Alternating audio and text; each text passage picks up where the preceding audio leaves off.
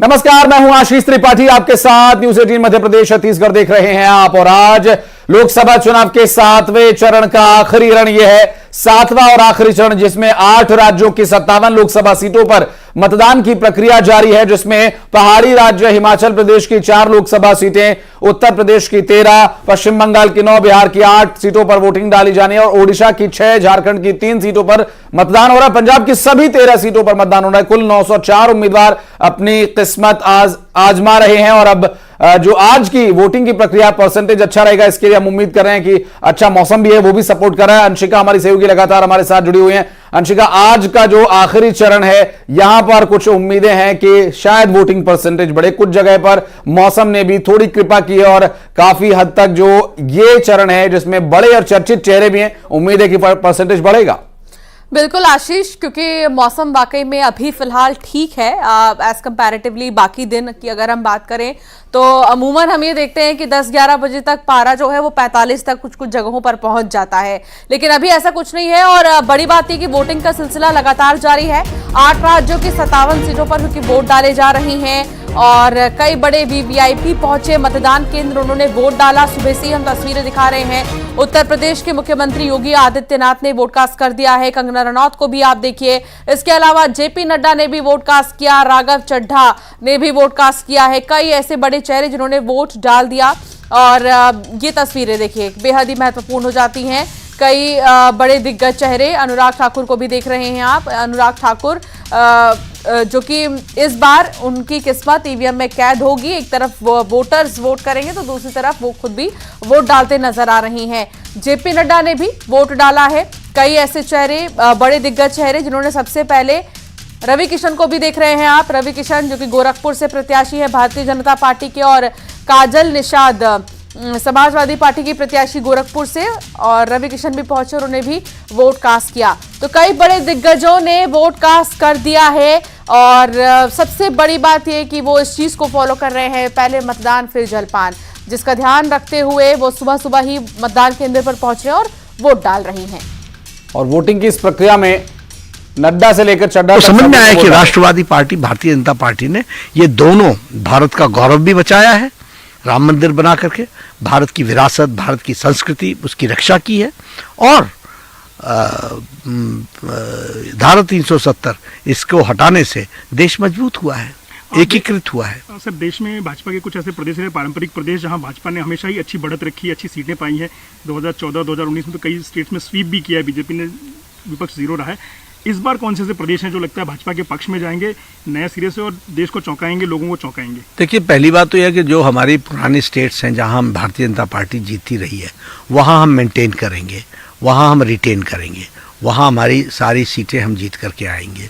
जो नई स्टेट्स हैं उसमें वेस्ट बंगाल बहुत अच्छा करने वाला है, 42 सीटें हैं, हम 30 को क्रॉस करेंगे, 30 सीटें हम वहाँ से जीत करके आने वाले हैं। ममता जी बौखला गई हैं। उड़ीसा में हम 21 में से 18 प्लस सीटें हम जीत करके आएंगे। उसी तरीके से हम तेलंगाना में अपने टैली को डबल कर लेंगे। तमिलनाडु में हम सीटें जीतेंगे। हम केरल में इस बार सीट जीतने वाले हैं और वोट शेयर तो हमारा सब जगह बढ़ेगा ही बढ़ेगा। सर, महाराष्ट्र एक बहुत क्रूशल स्टेट है, दूसरा सबसे बड़ा स्टेट है यूपी के बाद, जहां 48 सीटें आती। पिछली बार बहुत अच्छा प्रदर्शन किया था, आपके पास 41-42 सांसद थे। इस बार समीकरण बदले हुए हैं, महाराष्ट्र को लेकर के क्या असेसमेंट है आपका? हम फिर से जीत करके आएंगे, अच्छे से जीत करके आएंगे, पुरानी टैली को मेंटेन करेंगे। और सर, बंगाल में कई चीज़ों की चर्चा हुई, क्योंकि हमेशा से ही ममता बनर्जी सबसे मुखर रही हैं, इंडिया अलायंस में भी उन्होंने बहुत अग्रणी भूमिका ली थी। तो बंगाल का जो चुनाव, आपको क्या लगता है समीकरण कहाँ बदल गए हैं इस बार लोकसभा? पिछली बार से इस बार आप कह रहे हैं कि ज़्यादा नंबर आएंगे, तो क्या कारण रहे पिछले 5 सालों में? ध्यान में आ गया कि ममता जी जिन बातों के लिए जानी जाती थी, वो जानी जाती थी माँ, माटी, मानुष। माँ का वो हाल किया जो शाहजहां शेख ने सारी दुनिया को दिखा दिया। माटी का वो हाल किया कि घुसपैठियों ज़मीन कब्जा कर रहे हैं और ज़मीन जिहाद चला रहे हैं। और मानुष का वो हाल किया कि बिना घूस के, बिना टोलाबाजी के, बिना टीएमसी के कार्यकर्ताओं को पैसा दिए बगैर कोई काम नहीं होता है। तो ये वहाँ के लोग उकता चुके हैं, दुखी हो गए और टीएमसी से बदला लेने के लिए बैठे हैं। सर, इंडिया अलायंस ने बहुत एकजुट रहने की कोशिश की, दिखाने की कोशिश की हम एकजुट हैं। कई जगह आप चुनाव भी लड़े, पंजाब में और बाकी जगहों पे। आज उनका दावा है कि 270 के पार वो आराम से जाएंगे, सरकार उनकी आराम से बनेगी, लेकिन फिर भी वो कहते हैं कि एग्जिट पोल्स में हमारा कोई प्रवक्ता नहीं जाएगा, कांग्रेस ने साफ किया है। इसलिए कि एग्जिट पोल में सच्चाई जब आती है तो सच्चाई से भागते हैं। Coming events cast their shadow before, आने वाली घटनाएं अपना संकेत पहले दे देती हैं। तो वो ठीक है, उनको आखिर एग्जिट पोल पे कुछ आ जाता है तो उससे क्या सरकार बनती है? क्या उससे कोई चुनाव के नतीजे असर करते हैं? क्या नहीं करते हैं। लेकिन आपको विश्वास ही नहीं है, क्योंकि आपने इतने दिन तक, 1.5 महीने तक आप झूठ पर ही पर चलते रहे और आप लोगों को गुमराह करने के लिए लगे रहे। अब सच्चाई सामने आने वाली है तो आप डर गए। सर, जो एकजुटता का दावा किया जाता है इंडिया अलायंस के, तो पिछले 1 साल से आपका उनको लेके क्या अवलोकन रहा और क्या महसूस करते हैं? जिस तरीके से वो बयानबाजी भी करते रहे, साथ में भी रहे, चुनाव भी साथ में लड़ रहे हैं, कई सीटों पे अलग अलग भी जा रहे हैं, तो आपका सर्वेक्षण, आपका खुद का अनुभव क्या है उनके 1 साल की एकजुटता? ऐसा है, देखिए उनके बारे में आप बड़े स्पष्ट शब्दों में आप देखते हैं कि आज इंडिया अलायंस की बैठक होगी, साथ में नीचे आता है ममता नहीं आएगी, फलाने नहीं आएंगे, धमकाने नहीं आएंगे। तो ये अनसाइंटिफिक अलायंस है, ये अवसरवादी का अलायंस है, ये ज़्यादा दिन चलने वाला नहीं होता और ये टेम्पररी होता है। ये तो एक जमावड़ा है भ्रष्टाचारियों का, ये जमावड़ा है परिवारवाद की राजनीति को आगे बढ़ाने वालों का। आप सुन रहे थे जेपी नड्डा को, और अब ये 5 तस्वीरें देखिए। जगत प्रकाश नड्डा अपनी धर्मपत्नी के साथ वोट डालने के लिए पहुंचे थे, और एक और तस्वीर में आप देख रहे हैं उत्तर प्रदेश के मुख्यमंत्री योगी आदित्यनाथ अपने मताधिकार का इस्तेमाल करने पहुंचे, और राघव चड्ढा आम आदमी पार्टी के राज्यसभा सांसद अपने मताधिकार का इस्तेमाल करने पहुंचे। बहुत दिन बाद भारत में नजर आए हैं और आंखों का ऑपरेशन कराने के लिए वो विदेश में थे काफ़ी टाइम से। जब अरविंद केजरीवाल के साथ वो सभी घटनाएं हुई, वो जेल गए और तमाम घटनाक्रम हुआ, अब दोबारा जेल जाने की तैयारी है। उस बीच राघव चड्ढा विदेश में ही रहे। अफजल अंसारी को आप देख सकते हैं तस्वीरों में, वोट डालने के लिए पहुंचे।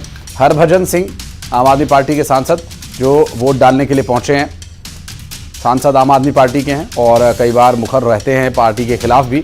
और ये 8 और तस्वीरें हम आपको दिखा रहे हैं। लालू यादव, राबड़ी देवी, यहाँ तरनजीत सिंह संधू भी वोट डालने के लिए पहुंचे हैं। ओम प्रकाश राजभर उत्तर प्रदेश में वोट डालने के लिए पहुंचे। रवि किशन गोरखपुर से उम्मीदवार भी हैं और वोट डालने के लिए भी पहुंचे हैं। तस्वीरें संजय टंडन की भी आप देख रहे हैं। अनुप्रिया पटेल ने भी अपने मताधिकार का इस्तेमाल किया। सुखजिंदर सिंह रंधावा पंजाब में अपना वोट कास्ट करने के लिए पहुंचे। और ये 8 तस्वीरें उन दिग्गज नेताओं की जो वोट डालने के लिए पहुंचे हैं। लालू यादव, राबड़ी देवी अपना वोट कास्ट करने पूरे परिवार के साथ पहुंचे थे, जहां पर वो बूथ भी हम आपको दिखा रहे हैं। पटना में ये बूथ है जहां पर लालू यादव और राबड़ी देवी ने जाकर अपने मताधिकार का इस्तेमाल किया। और ये वो सभी बड़े चेहरे, चर्चित चेहरे, जो कुछ राजनीतिक जगत के दिग्गज चेहरे हैं, तो कुछ अभिनय और सिने जगत के चेहरे जो राजनीति में अब सक्रिय हैं, वे भी आप देख सकते हैं। बिल्कुल। और ये 8 तस्वीरें आप देख ही रहे हैं। और इसके साथ ही पश्चिम बंगाल की भी बात करें अगर, तो पश्चिम बंगाल के दक्षिण 24 परगना में हंगामा हुआ। नाराज महिलाओं ने ईवीएम को पानी में ही फेंक दिया। ये देखिए तस्वीर आप, ईवीएम को पानी में फेंक दिया। नाराज महिलाओं ने बूथ एजेंट को रोकने का आरोप लगाया और साथ ही वहीं चुनाव आयोग ने ईवीएम फेंकने वालों पर एफआईआर दर्ज करने के आदेश दिए हैं। पश्चिम बंगाल में एक तरफ आपने ये भी देखा होगा टीएमसी और एनडीए के कार्यकर्ता भी आपस में भिड़े, बमबाजी भी हुई, और दूसरी तरफ यहाँ पर काफी ज्यादा आक्रोशित जनता नजर आई है। और पश्चिम बंगाल की 24 सरगना की है, दक्षिण 24 सरगना की, जहां अब इस पूरे मामले में एफआईआर दर्ज करने की बात चुनाव आयोग की तरफ से आई है सामने। नाराज महिलाओं ने ईवीएम को पानी में फेंक दिया और बूथ एजेंट को रोकने का आरोप लगाया है। वहीं चुनाव आयोग ने ईवीएम फेंकने वालों पर एफआईआर दर्ज करने के आदेश दिए। ये तस्वीर आप देखिए, ये ईवीएम और इसे पानी में फेंक दिया गया है। हालांकि अब चुनाव आयोग की तरफ से एफआईआर दर्ज करने के आदेश दिए गए हैं। और इस पश्चिम बंगाल के अब तक के चुनाव में हमने ये देखा भी है, हिंसा के बिना यहाँ पर कोई भी चरण संपन्न नहीं हुआ है।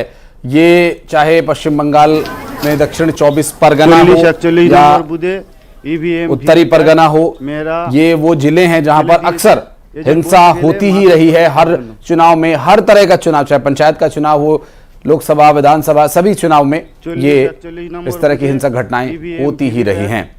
और पूर्व क्रिकेटर और आम आदमी पार्टी के राज्यसभा सांसद हरभजन सिंह लोगों से वोट करने की अपील कर रहे हैं। क्या कुछ उन्होंने कहा, ये भी सुनवाते हैं आपको।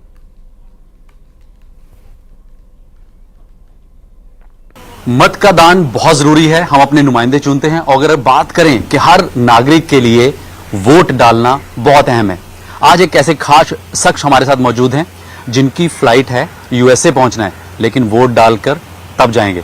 Star cricketer Harbhajan Singh. पाजी बहुत बहुत स्वागत है। शुक्रिया। मैं तो सोच रहा था कि पाजी आपको फोन करूं, आप तो जलंधर आए और आपने फटाफट निकलना भी है। मैं सबसे पहले वोट कर आया हूँ, सबसे पहले गया था आज और वोटिंग कर ली है। मैंने अपना फर्ज निभा दिया और मैं जलंधर के सारे वासियों को भी यही कहूँगा कि ज़्यादा से ज़्यादा मतदान करें। एटलीस्ट जलंधर में इतने लोग वोट करने पहुँचे कि पता लग जाए कि जलंधर वालों ने वोट किया। और बहुत बार नहीं तो हम अक्सर बाद में कंप्लेन करते हैं कि हमें ऐसी सरकार चाहिए थी जो हमारे प्रति काम कर सके। और आज आपके पास वो मौका है, जनता के पास वो मौका है, तो आप जाइए, ज़्यादा से ज़्यादा मतदान करिए और आपके लोकप्रिय नेता को चुनिए जो आपके लिए काम कर सके।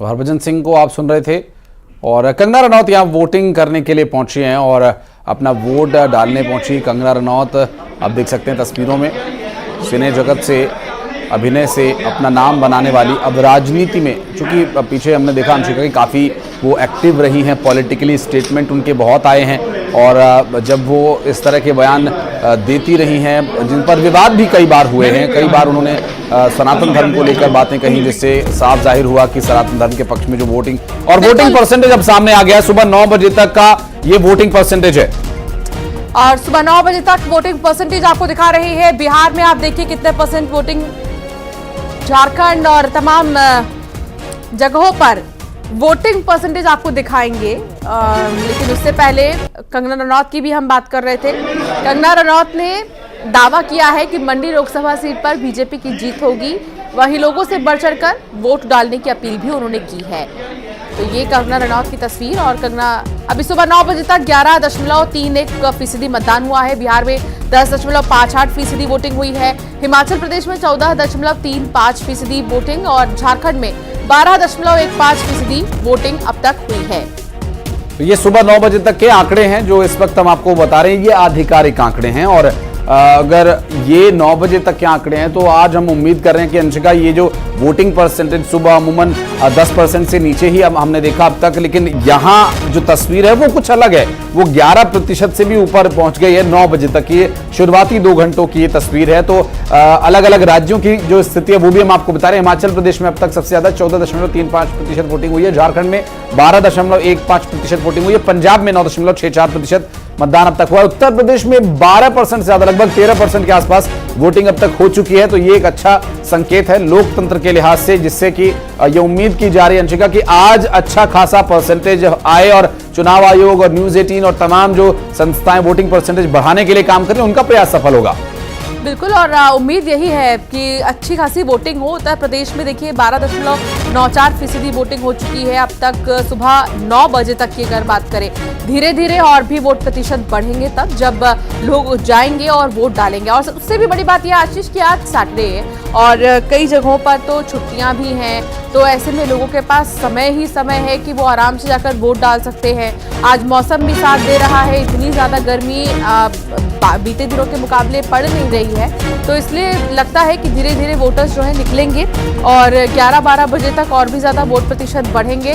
इसके अलावा शाम के समय मुझे लगता है कि रफ्तार जो है वो देखने को मिलेगी। स्वाभाविक है, और जिन राज्यों में चुनाव हो रहे हैं उन राज्यों में यूं भी चुनाव वाले दिन छुट्टी का ऐलान किया जाता है, चाहे वो निजी संस्थान हो चाहे वो सरकारी संस्थान हो। एक बाकायदा सर्कुलर जारी किया जाता है जिसके बारे में संस्थानों को, उनके प्रमुखों को ये बताया जाता है कि आज आपको संस्थान बंद रखना है, चुनाव का कार्यक्रम है। और कई जगह पर जो बहुत इमरजेंसी सर्विसेज देने वाली जो संस्थान है उन्हें फर्स्ट हाफ या सेकेंड हाफ में खोलने या बंद करने का काम करना होता है। और ये लोकतंत्र का महापर्व जारी है। जसबीर हमारे सहयोगी हमीरपुर से इस वक्त हमारे साथ मौजूद है। अंशिका, ये चलते अपने दर्शकों को हिमाचल प्रदेश की हमीरपुर की उस सीट पर जहां इस वक्त बड़े और दिग्गज चेहरे चुनावी मैदान में है। जसबीर, क्या डिटेल्स मिल पा रही है? वोटिंग परसेंटेज कैसा चल रहा है यहां पर? बिल्कुल सही कहा आपने। इसको सुबह से ही जो पोलिंग बूथ है वहाँ लंबी लंबी लाइनें देखी जा रही है। इस वक्त मैं समीरपुर बूथ पे मौजूद हूँ जहाँ पर अभी कुछ देर पहले ही हमीरपुर लोकसभा के जो प्रत्याशी हैं वर्तमान में केंद्रीय मंत्री अनुराग सिंह ठाकुर, पूर्व मुख्यमंत्री प्रेमका धूमल और अनुराग के छोटे भाई अरुण धूमल ने यहाँ पे वोट कास्ट किया है। आपको पहले मैं तस्वीरें दिखाना चाहूंगा कि जो समीरपुर बूथ है वहाँ पर सुबह से कैसे रश पड़ा हुआ है और लोग जो लंबी लंबी लाइनों में लग के अपने मत का प्रयोग करने के लिए आए हुए हैं। और आप देख सकते हैं कि केंद्रीय मंत्री युवराज सिंह ठाकुर भी यहाँ पे बीजेपी के साथ मुखातिब हो रहे हैं और पूर्व मुख्यमंत्री प्रेम कुमार धूमल जो कि अभी वोट कास्ट करने के बाद यहाँ पे बैठे हुए हैं, हम उनसे भी हल्की सी बातचीत करना चाहेंगे। सर, आपने वोट कास्ट किया है, सर क्या संदेश देना चाहेंगे? लोकतंत्र का महापर्व चल रहा है। मैं प्रत्येक मतदाता से अपील करता हूँ कि घर से बाहर निकले, वोट डालें। सबसे पहला काम वोट डालने का करें। ऐसे काम को अच्छी बात है। देश की एकता, अखंडता सुरक्षित और भारत को विश्वगुरु बनाने का काम करें। सर, 5वीं बार इस बार युवराज सिंह ठाकुर चुनाव मैदान में इस बार चुनाव हो रहा है, क्या उम्मीद है? और पहले से ज्यादा ईमानदारी।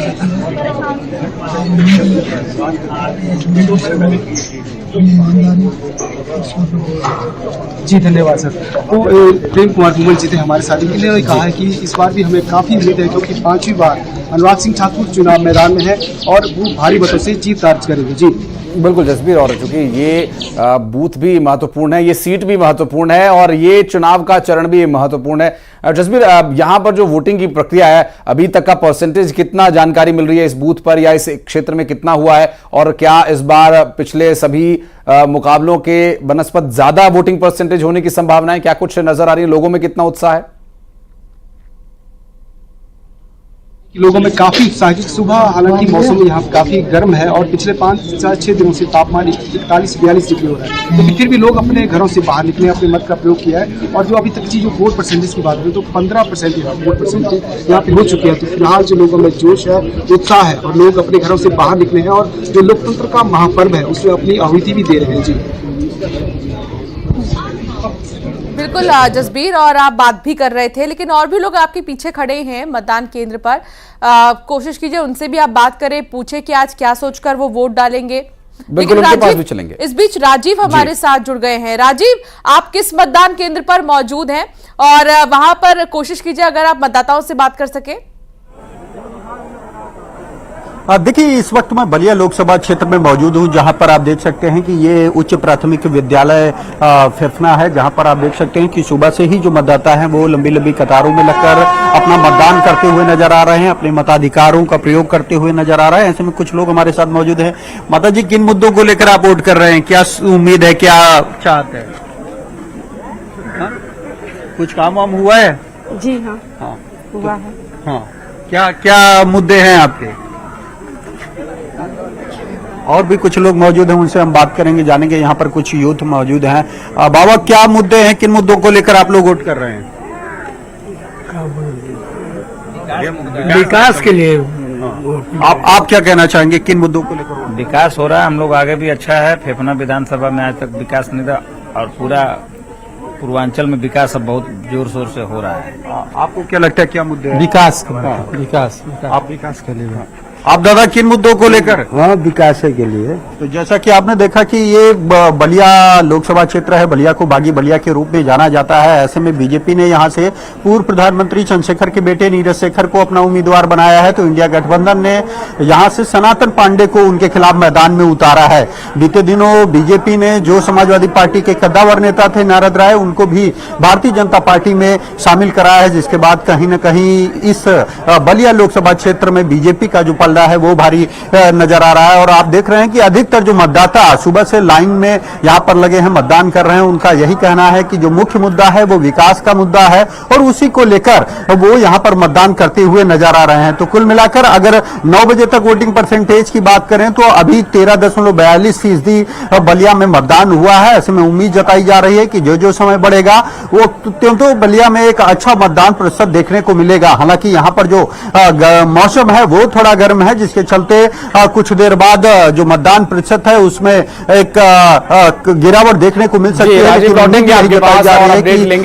जसबीर भी हमारे सहयोगी अमीरपुर से लगातार जुड़े हुए हैं। इस बीच अलग अलग तस्वीरें हम आपको दिखा रहे हैं और एक और तस्वीर, ये प्रधानमंत्री नरेंद्र मोदी की वो तस्वीर है जो इस वक्त 3 महासागरों के केंद्र बिंदु पर मौजूद विवेकानंद रॉक मेमोरियल में है और ध्यान साधना उनकी जारी है। यह सुबह की तस्वीर है जब सुबह सूर्यदेव को जल अर्पित करते हुए नजर आए और उसके बाद पूजा ध्यान साधना उनकी जारी है। 45 घंटे का वो पूरा एक समय उनकी साधना का जो तय हुआ है, जो उन्होंने बताया था कि 45 घंटे तक वो ध्यान साधना में रहेंगे। और ध्यान करने के लिए 2019 के लोकसभा चुनाव के सभी चरण संपन्न होने के बाद परिणाम से पहले वो उत्तराखंड के केदारनाथ गए थे और वहां पर उन्होंने ध्यान किया था। और उसके बाद अब इस बार का जो लोकसभा चुनाव है 2024 का, अंशिका, ये जगह भी अपने आप में खास है। ये जगह स्वामी विवेकानंद ने, जो बचपन में और काफी समय तक नरेंद्र के ही नाम से जाने जाते थे, अब एक और नरेंद्र यहां पर ध्यान साधना करने के लिए पहुंचे। बिल्कुल, और सबसे बड़ी बात यह कि कुछ ऐसे महान विचारक होते हैं जिनके पूरे जीवन से हम कुछ ना कुछ तो सीखते हैं, और स्वामी विवेकानंद से सबने कुछ ना कुछ सीखा है, सीखते भी हैं आगे लोग। स्वामी विवेकानंद एक ऐसी शख्सियत है जिनसे वाकई में जीवन जीने का तरीका अगर कोई सीख ले तो कभी वो निराश नहीं होता। अगर बात करें विवेकानंद की, तो जैसा कि आपने बताया कि एक वो नरेंद्र जिनका नाम नरेंद्र नाथ दत्त था, और एक ये नरेंद्र मोदी। उनके जीवन की ऐसी ऐसी घटनाएं हमने सुनी भी हैं, पढ़ी भी हैं, जो हमें वाकई में बहुत ज़्यादा कुछ सीखने को देती हैं। ऐसे में उनकी ध्यान साधना, जहां पर उन्होंने खुद ध्यान लगाया था, जहां उन्होंने ध्यान साधना की थी, उस स्थल पर इस वक्त देश के प्रधानमंत्री नरेंद्र मोदी हैं। विवेकानंद रॉक मेमोरियल ये कन्याकुमारी में स्थित है, और बात करें अगर इस रॉक मेमोरियल की, तो यहाँ पर प्रधानमंत्री नरेंद्र मोदी 45 घंटे लगभग लगातार जो है ध्यान साधना में लीन रहेंगे। और काफ़ी खूबसूरत नज़ारा इसे देखकर अंदाज़ा लगाया जा सकता है कि कितना सुकून यहाँ पर मिल रहा होगा। बहुत ही सुंदर मंदिर के रूप में विवेकानंद स्मारक भवन बनाया गया है यहाँ पर, और विवेकानंद जयंती पर बहुत से लोग यहाँ आते भी हैं। स्वामी विवेकानंद के संदेशों को साकार रूप देने के लिए ही 1970 में उस विशाल शिला पर एक भव्य स्मृति भवन का निर्माण किया गया, और ये उसी स्मृति भवन को हम दिखा भी रहे हैं जो विवेकानंद की याद में बनाया गया। हालांकि अब ये वोटर्स की भी तस्वीर एक तरफ, जहां क्योंकि आज लोकतंत्र का महापर्व है और इस पर्व में हर कोई शामिल हो रहा है। और रवि किशन को भी हम देख रहे हैं, रवि किशन पहुंचे हुए और जिन्होंने वोट भी कास्ट किया, वोट डाल चुके हैं रवि किशन। इसके अलावा और भी कई दिग्गज चेहरे जो कि वोट कास्ट करने पहुंचे। और उन सभी दर्शकों से, उन सभी मतदाताओं से अपील है जो मध्य प्रदेश या छत्तीसगढ़ के बाहर जिन राज्यों में वोट डाले जा रहे हैं, अगर उस राज्य के कोई दर्शक हमें सोशल मीडिया पर या फिर सैटेलाइट टीवी पर देख रहे हैं, तो उनसे अपील हम करेंगे, अगर आपने अब तक वोट नहीं किया है, अंगुली पर गर्व की वो स्याही का जो निशान लगता है वोट करने के दौरान, अगर वो नहीं लगा है तो आप इसे लगवा कर देखिए। बड़ा ही सुकून, बड़ा ही जिम्मेदार आप महसूस करेंगे। ये एक ऐसी भावना है जो आपको देश के सिस्टम से जोड़ती है, वो सिस्टम जिसमें आप कुछ बदलाव करना चाहते हैं, वो सिस्टम जिससे आपको कुछ उम्मीदें हैं। तो वोट जरूर कीजिए। और चुनावी नतीजों से पहले केंद्रीय गृह मंत्री अमित शाह ने गुजरात के सोमनाथ मंदिर में पूजा अर्चना की, और मंदिर के दर्शन के दौरान अमित शाह की धर्मपत्नी भी उनके साथ मौजूद रहीं। और आपको बता दें कि ये पूजा पाठ और भगवान की शरण में जाने का जो दृश्य है, ये तो भगवान सोमनाथ के दर्शन यहां पर आप टीवी स्क्रीन पर भी कर सकते हैं, और साथ ही नेताओं के मंदिर जाने का, ध्यान करने का सिलसिला भी चल ही रहा है, क्योंकि एक बहुत बड़ी परीक्षा ये सभी उन दिग्गज नेताओं के लिए है जो इस लोकसभा चुनाव में कुछ न कुछ भूमिका निभा रहे हैं, जिसमें अमित शाह की भी भूमिका भारतीय जनता पार्टी और पूरी एनडीए के लिए काफी महत्वपूर्ण रहेगी।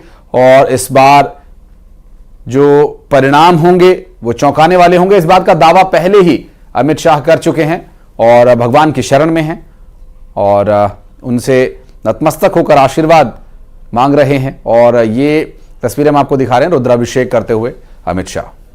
बिल्कुल, और क्योंकि काफ़ी प्राचीन मंदिर और सोमनाथ मंदिर, यहाँ पर दूर दूर से लोग जाते हैं, दर्शन पूजन करते हैं, और यहाँ पर आप देख सकते हैं अमित शाह भी पहुंचे, सुबह उन्होंने दर्शन पूजन किए।